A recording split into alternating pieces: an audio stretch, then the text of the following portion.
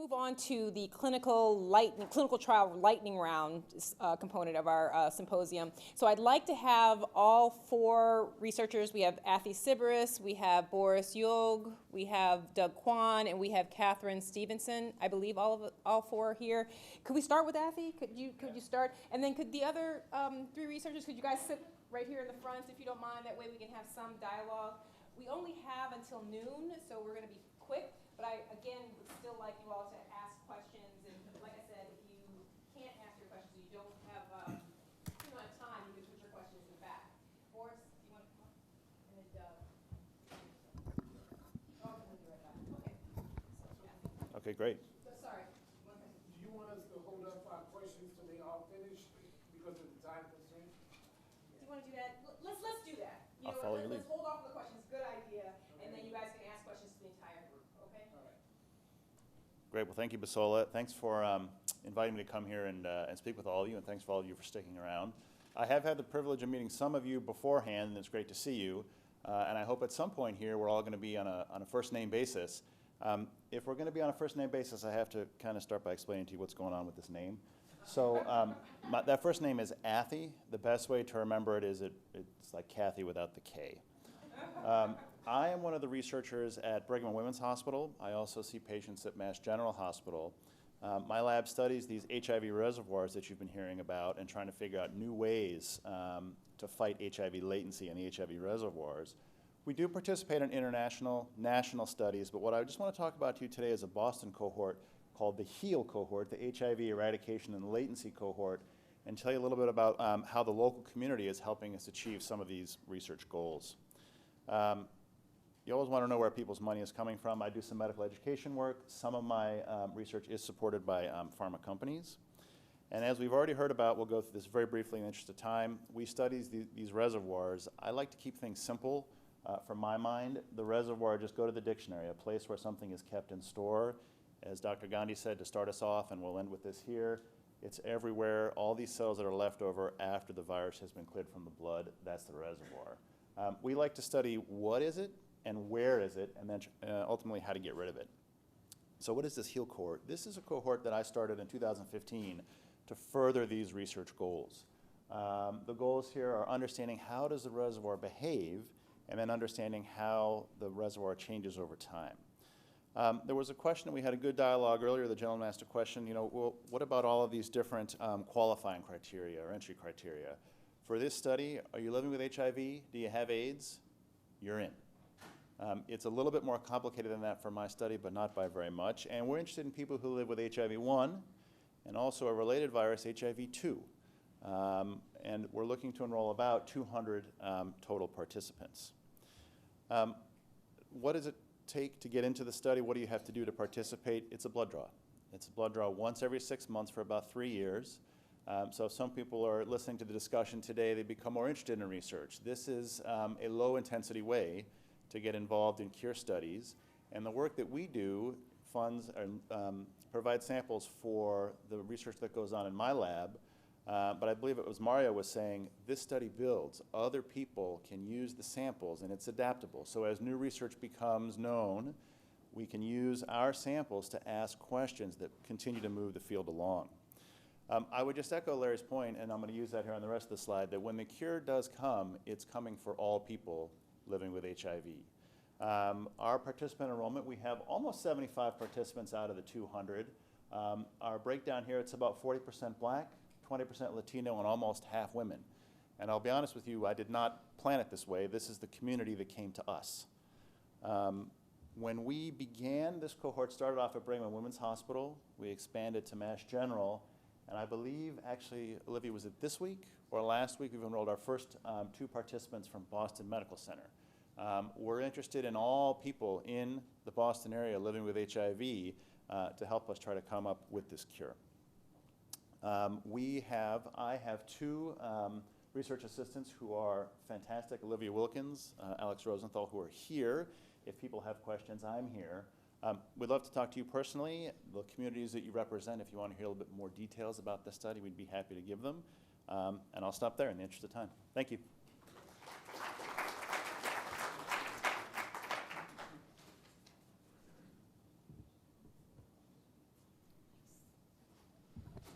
Hello, my name's Katie Stevenson. I'm an infectious disease doctor at Beth Israel Deaconess, and I work with Dr. Boris Yog at the Center for Virology and Vaccine Research. What I'm going to talk about briefly are two studies. We call them T001 and T002. One of them is the study that Mario was actually just speaking about, and I'd like to say thank you to Mario for participating today and also being such a good advocate for yourself and other participants in our studies.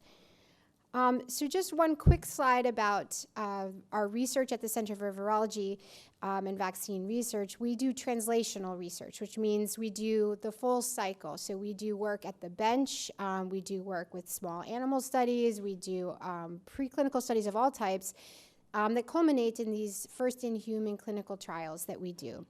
And then those studies, though, feed back into the research cycle. So clinical samples that we obtain in those studies come back to the lab, and the cycle of research continues. So for PGT121, our group previously had shown that this antibody was able to potently neutralize about 70% of the viruses, HIV variants that we tested in the lab. And that in monkeys, so we do some monkey research, this antibody was able to suppress the virus in a number of them. And when you combined it with an agent to reverse this reservoir, you could see a significant delay to viral rebound in monkeys that underwent a treatment interruption. So that's the type of information that we have been working on for several years that inform the clinical trials that we do. Similarly, the second antibody that we're studying is PGDM1400, and this was also shown to be a very potent neutralizer of many different HIV virus variants. Importantly, when you look at the profiles of these two antibodies, they actually complement each other very well. So the viruses that PGT121 can't neutralize, PGDM can, and vice versa. So when you put them in together in combination, you really get almost 100% coverage of all the different HIV variants that we've tested in the lab. And we also know that this antibody can protect against infection in monkeys as well. So again, this is the background and some of the scientific support that goes into why we decide to put something into a phase 1 trial. So these two studies, they are being conducted by myself and Dr. Yog, as I mentioned, at CVVR, and they're both funded by the Bill and Melinda Gates Foundation. And we also work with another nonprofit called the International AIDS Vaccine Initiative. And the purpose of these studies being phase 1, first, we're looking to see if these antibodies are safe and are they well tolerated. So we don't want to look to see if they're dangerous, we just want to see what kind of symptoms do they create. If any. And then we want to ask, can these antibodies actually suppress HIV in the blood? So we looked at monkeys, but monkeys are not people, so we need to see how it works in people. And then we also want to make sure that the immune system responds well to these antibodies, and we're curious to see what happens. So our PGT121 study has two parts to it, and the first part we have been enrolling people who don't have HIV, as well as people who have HIV who are very healthy and well suppressed on antiretroviral therapy. And in that group is the first part of the pyramid where we're going up in doses. So we started at 3 milligrams per kilogram as a low dose IV infusion, and then we went up to 30 milligrams per kilogram. We actually have not yet determined, what's the maximum tolerated dose. Everything has been going very fine in this study, and once we got to this maximum tolerated dose, then we were able to move to part 2 of the study, in which we test that highest dose in individuals who have HIV but maybe have not started therapy yet, so still have virus. T002 is a study that is also looking at PGT121, but this time we're adding a new antibody into the mix, that second one, PGDM1400. So this study is looking at the combination of these antibodies as well as PGDM by itself. Again, ramping up with this dose escalation till we get a nice high dose. And then we'll be testing that high dose either alone or in combination in people who have HIV but are not on therapy at the time that they enroll in this study. So the people that we are looking for in our studies have a wide age range, 18 to 65. We are looking for participants, some who are taking ART and some who are not taking ART. We actually are looking for both types. We, like has been discussed many times, we look for people we think their immune system is intact and relatively healthy. So we look for people who haven't had any major illnesses in the last 5 years. So no AIDS-defining illnesses, and and the CD4 count has to be pretty good. And we're looking for a range of viral loads. So we want people who are really well suppressed, and then we want some people who are not suppressed because maybe they're not on treatment, and we can actually look at the action of the antibody. So we have a wide variety of roles to play for different HIV-infected participants. So this is a plug. I took it from Boris's slides, and he has the same, but we are the clinical trials unit. We're actually just kind of across the street, and we have a number of other studies going on as well.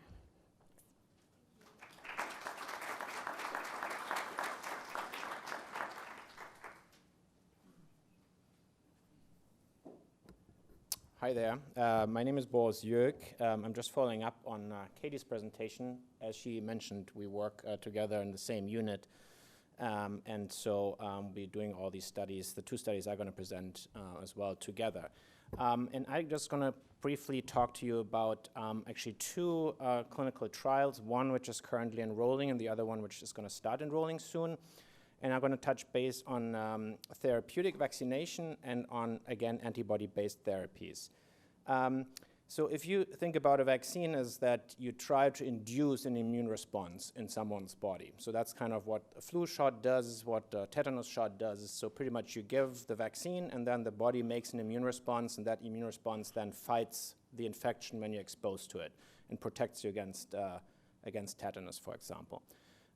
What we have been doing, and what at the BIDMC, the research group under Dan Baruch has been doing for many years, is developing actually a vaccine which hopefully at some point will protect people from getting infected with HIV, so a protective vaccine, and that hopefully will be given similarly like other vaccines we use on a day-to-day basis.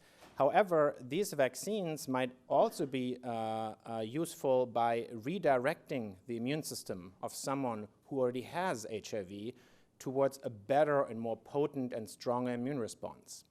So the whole idea is, can we actually get someone to a state where the immune response takes over and controls the virus, and we don't need antiretroviral treatment anymore?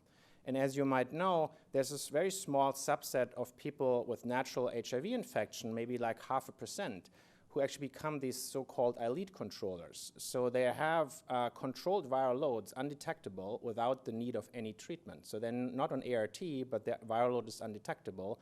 And we believe that this is to some degree because they have something special going on with their immune system being able to control the virus so much. So the question is, can we get to that point by using therapeutic vaccination in HIV-infected individuals? And on the same way, antibodies given passively, so we just administer antibodies, it's like a passive immunization. We pretty much give people the immune response. They don't mount themselves. So as I said, therapeutic vaccines, I think the rationale is really to strengthen or create a more effective immune response in someone who is HIV positive.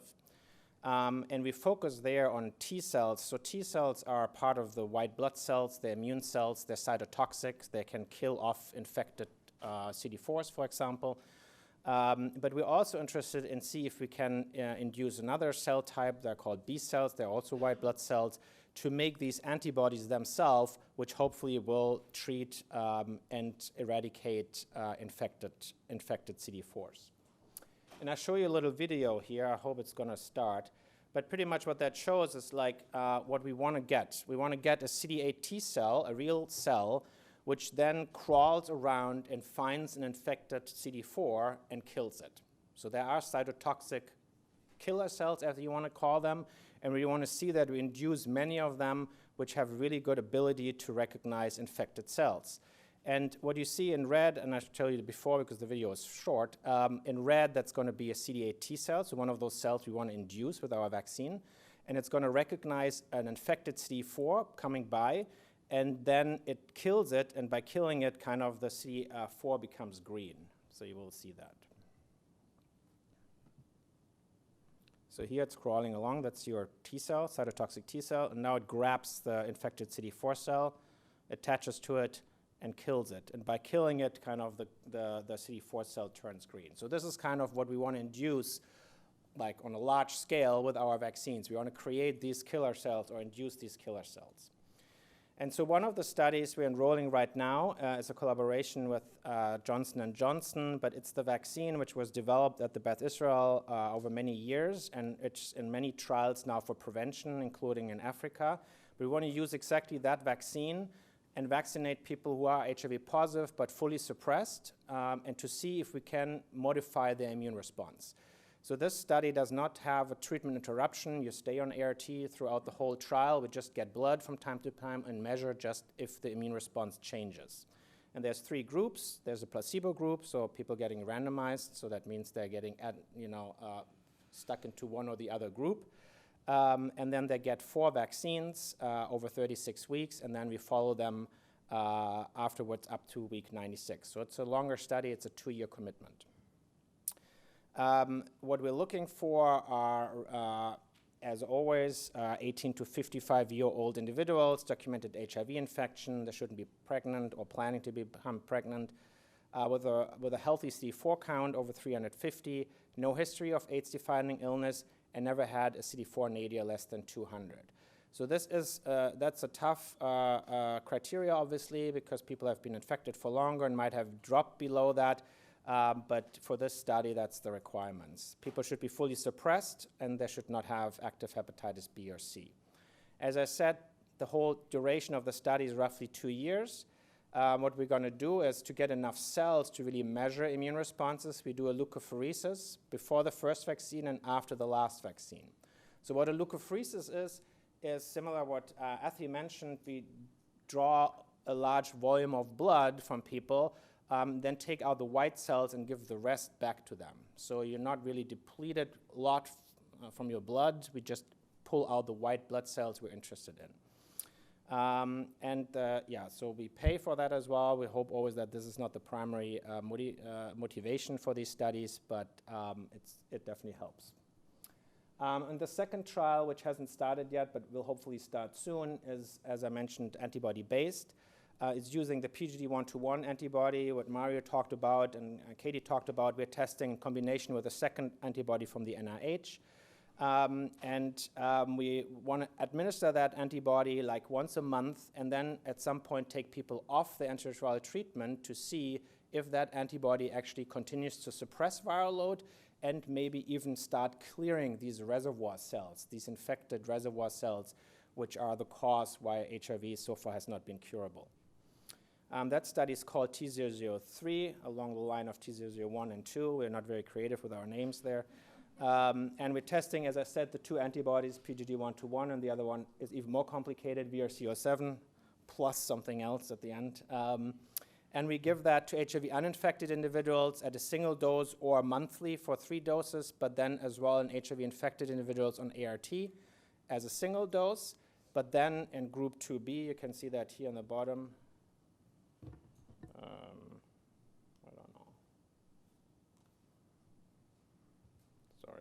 I don't know, I don't have a pointer, but at the bottom you see 2B. We're going to give 12 people the antibodies and then take them off antiretroviral therapy, measure their viral loads on a regular basis every 2 weeks to make sure that when they rebound with their viral load that we put them back on antiretrovirals. But we want to see with giving these antibodies once a month if we can actually push this viral rebound time as far as we can. We might be able to that they don't rebound at all, but that's what we're studying there. Antiretroviral treatment interruption is always obviously a little bit a dicey topic, and so this is why this is done under very close surveillance, means people have to get their viral load tested every 2 weeks, as I said, including their CD4s as well. And as soon as the viral load starts climbing up and goes over 1,000, people start getting started back on antiretroviral therapy to avoid any risk for the individuals. Again, we're looking for, in the HIV positive population, 18 to 65-year-old, similar criteria as before.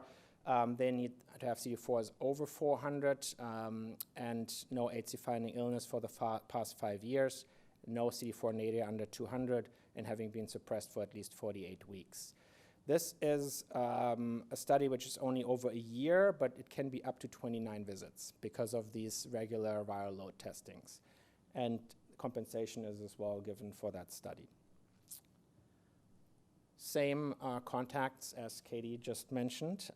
So if people are interested or want to learn more about it, we have a little table outside as well, and I'm open for any questions or comments you have. Thank you.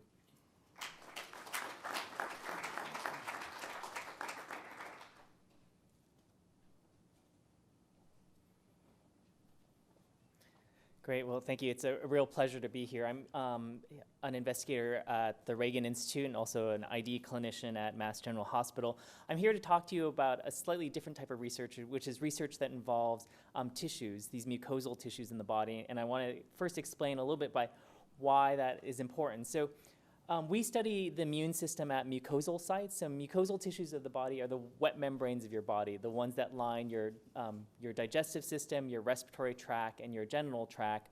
And the reason why we think that that's really important is because if you think about how you actually get infections, most of those infections are transmitted after you get exposed at one of these mucosal tissues. But we don't really know a lot about how the immune system works there. But most of your immune system is actually within these mucosal tissues. So if you take the gut and you were to spread it out flat, that's a huge area. That's something like 300 square meters, which is about 1.5 tennis courts. And one of the jobs of your immune system in these tissues is to make sure that there are no pathogens that actually get across those sites. But studying the immune system in these tissue sites is a little bit more difficult than studying the blood, because rather than just simply getting a blood draw, you actually have to obtain a small piece of tissue or a sample from one of those sites. So our lab has been looking at HIV in 3 of these sites. So one is the female genital tract and the rectum, and that's because that's how HIV is oftentimes transmitted. Another really important mucosal site is the gut, and I'm going to explain a little bit why we think that is important, but we think that actually the gut is really critical for HIV disease progression and understanding how to prevent disease progression.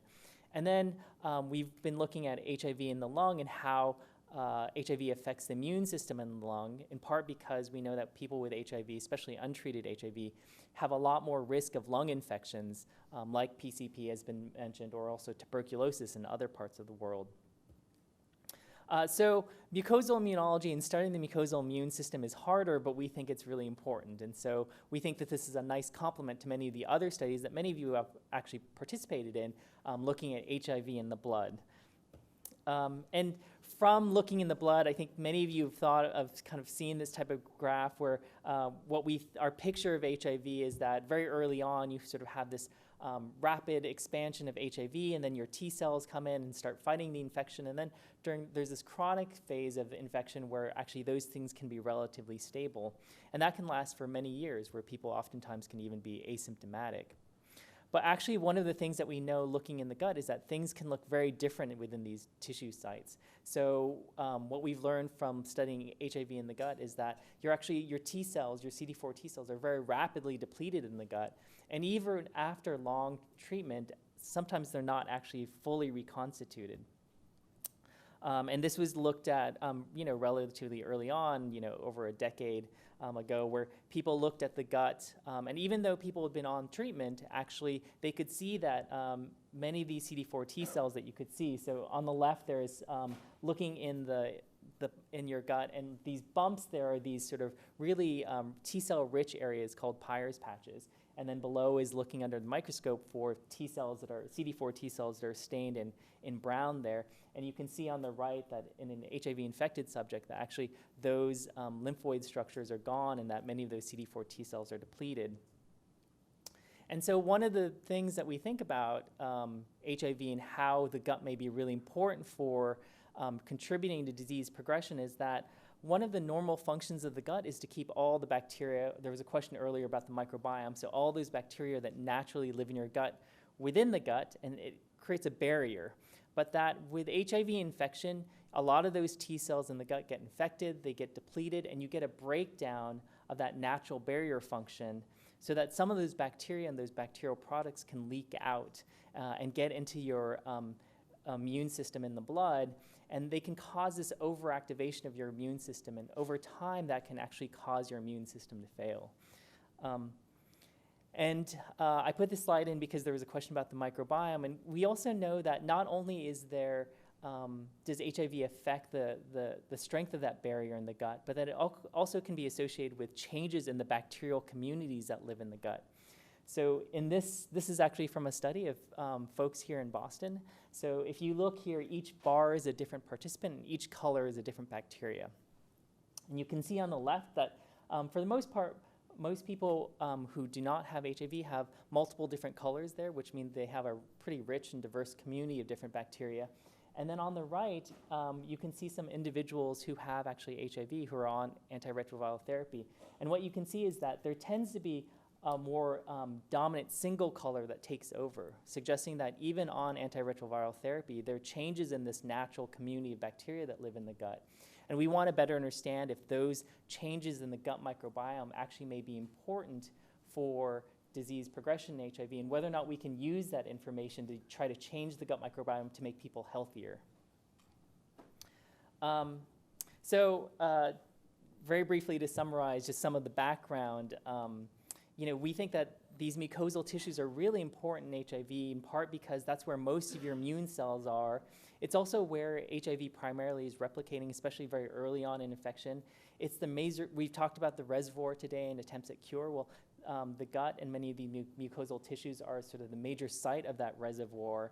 And there's some evidence that even when you're on effective suppressive antiretroviral therapy and have undetectable viral loads in the blood, you can actually still have some ongoing HIV replication in some of these mucosal sites.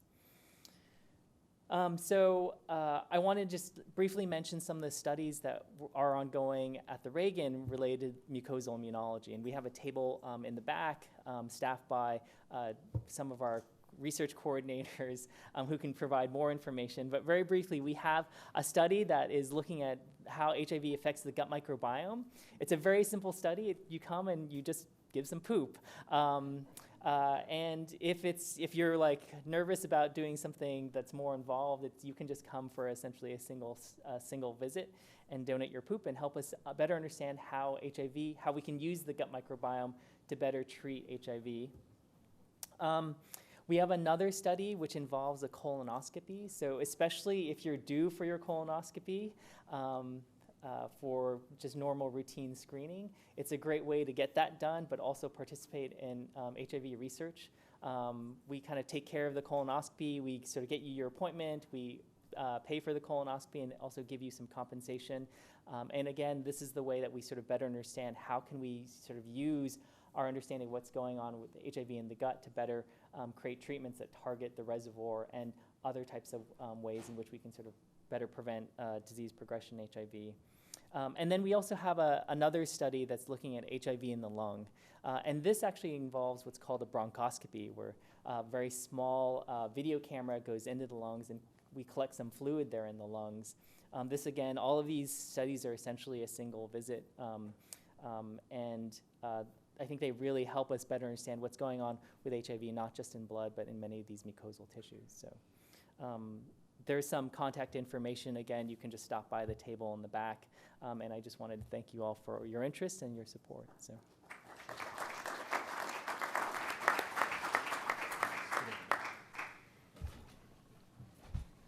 let's have some questions. I think we have probably about 10 minutes for questions. So Yes. Now that I got all you all up here, I just want to tell you, sometimes, when viewing your studies, I feel like a man on the Titanic when they're all screaming children and women only, because of my age. And I'm 70 years old, and I'm excluded from a lot of these studies. How do you get that criteria, or the age thing? And I feel like there's no hope for me for a lot of these studies, but I think I might qualify for it, but because of my age. What does the age got to do with it? Will we be dead by the time the study's over? So I'm going to start off. I'm going to start off here with a question, which is when exactly is your birthday? And then I'm going to try and answer your question, which is we just went through this for one of the national studies that I did not talk about, And just as you're pointing out, our community advisory board for this ACTG study said, where did this number come from? And in the context of that study, we got all these really smart Harvard people together, and we came up with the answer of, we don't know. So we changed it. And so now, for that particular study, we welcome participants up to the age of 70. I'll let the immunologists here tell you that the immune system does change over time, and it changes as you get older. And that may be one reason, but these learned people here will hopefully help us out. One comment I would say is that we have been emphasizing some early phase studies today, so some phase 1 type of things where we are looking at primarily safety. And so our risk-benefit balance has to consider that. So we don't know a lot about the product. So we're looking for people where we don't have a lot of unknowns. But that doesn't mean that someone who is over 70 might not qualify for the next phase, phase 2, or even better, the phase 3, where we're actually talking about does it work or not. So I think that the age criteria does get more generous over time as we are more comfortable with the products. Yeah, but still, that doesn't make me feel better. And are there studies for older people, like long-term older people, which is, I think you should study because, they've been around so long and maybe might be something there. But there's not that many studies for older people? No, actually, I think there is a lot of interest in HIV in people who are older, and it's just a matter of finding them. I think the 3 studies that I talked about, you would be eligible for based upon your age. Right, yeah, exactly. And so I think that the studies are out there, it's just about finding them. And there is a specific HIV and aging initiative within the Harvard CFAR, and there is a very dedicated center and group of researchers here, and we'd be happy to connect you or the community with those resources. So perhaps not these studies, but there are studies. And we were also talking about doing a similar symposium with the HIV and aging group, so that you may look out for that, okay? Mario, you wanted to make a comment? Just in response to your question, there are also, these are studies that involve eradicating HIV, controlling HIV, but there's also studies that require people who are HIV positive to talk about living with HIV, right? So like how to control inflammation in older people, how to control the symptoms of living with HIV for 30 years. Right. And so those studies are just as critical, right? Because they help us live longer. So you might want to, I am about to start a study that involves inflammation. Right. And so you might want to look at other sources like Mass General Hospital, like the endocrinology department is running a study for HIV positive people. So things like that. So they don't involve eradication, but they involve. Well, it's not that I'm looking for a study. It's just that I see these studies and, oh, that looks good. I have that. How do I get rid of that? But I don't qualify, So that's what I'm saying. Thanks, Danny. Right behind. I'm curious as to define large amounts of blood.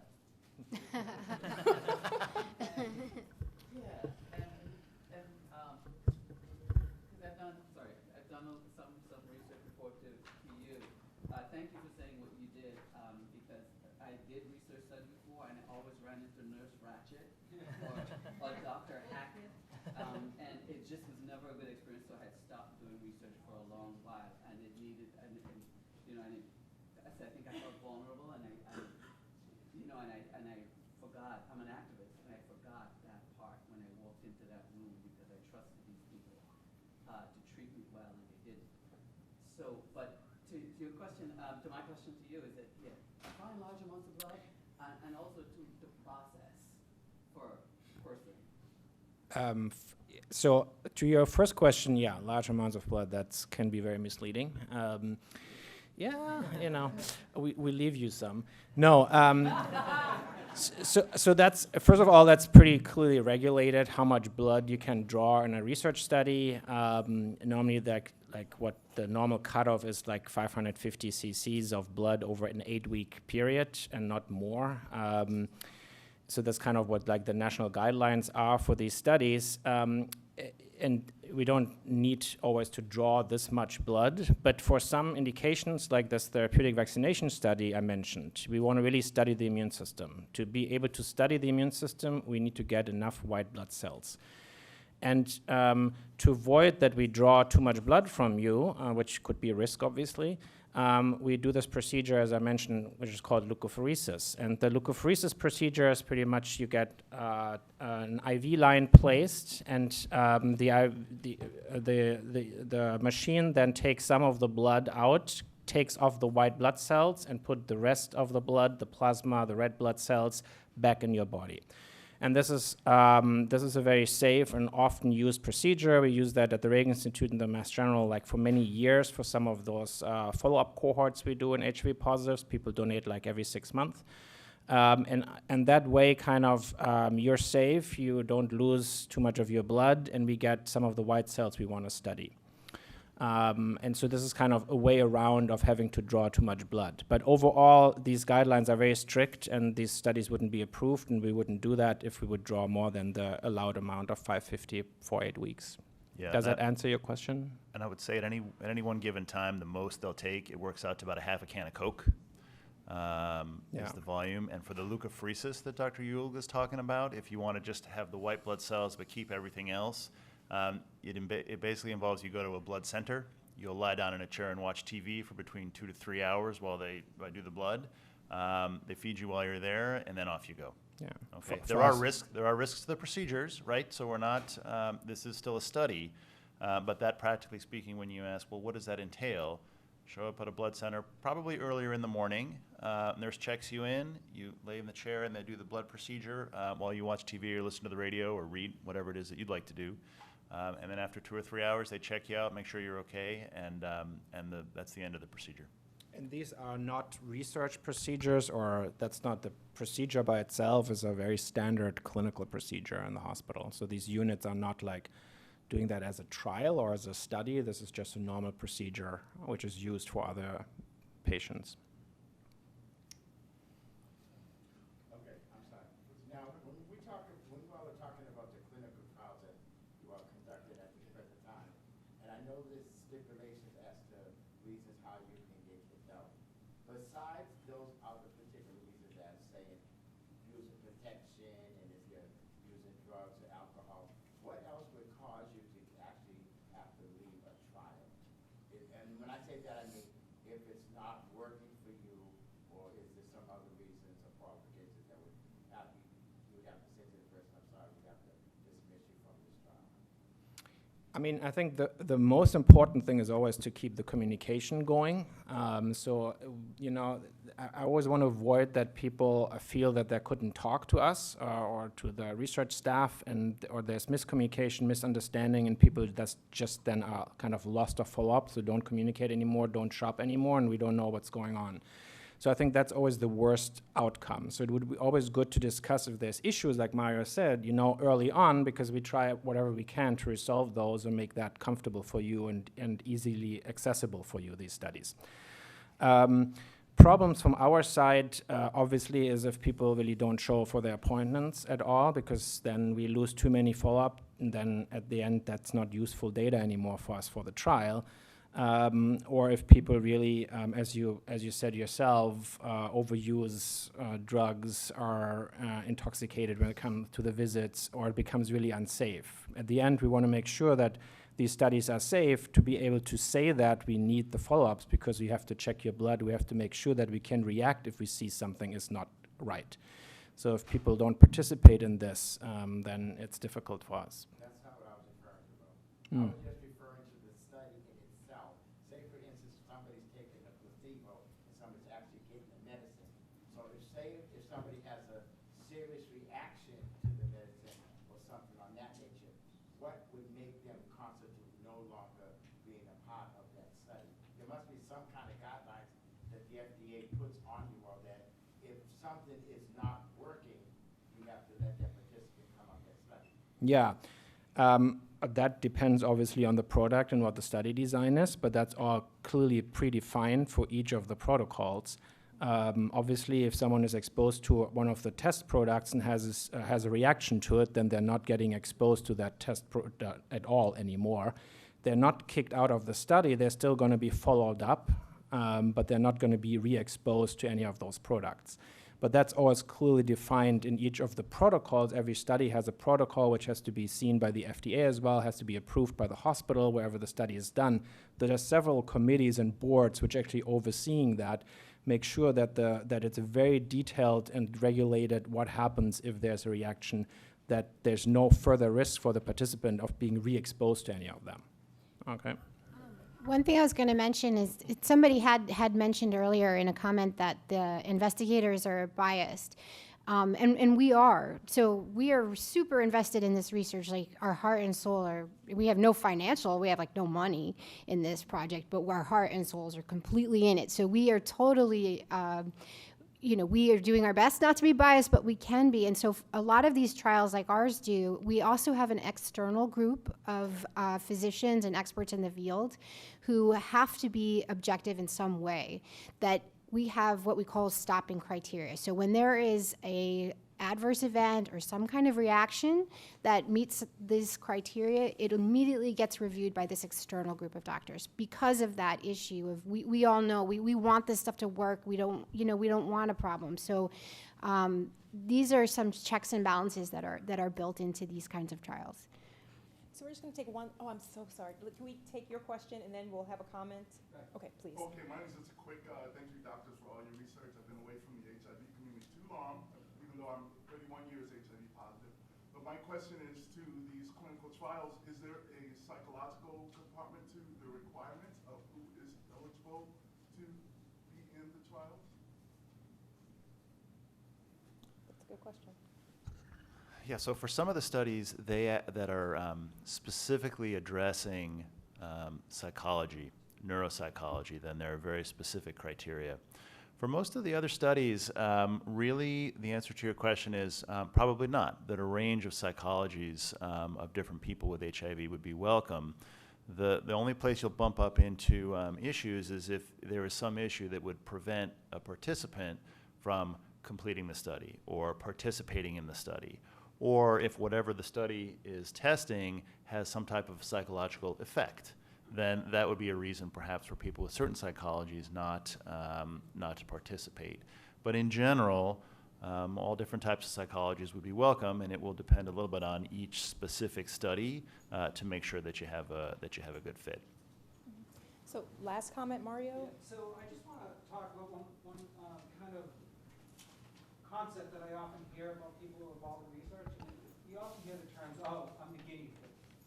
And I really find that's insulting. And it's also so not accurate. Okay? We're not talking about studies that were done 20 or 30 years ago. These studies, and I know of several different studies, you are highly monitored. There's oversight committees. There's oversight to oversight committees. These doctors, I know factually, they cannot do anything without having several different checks and balances.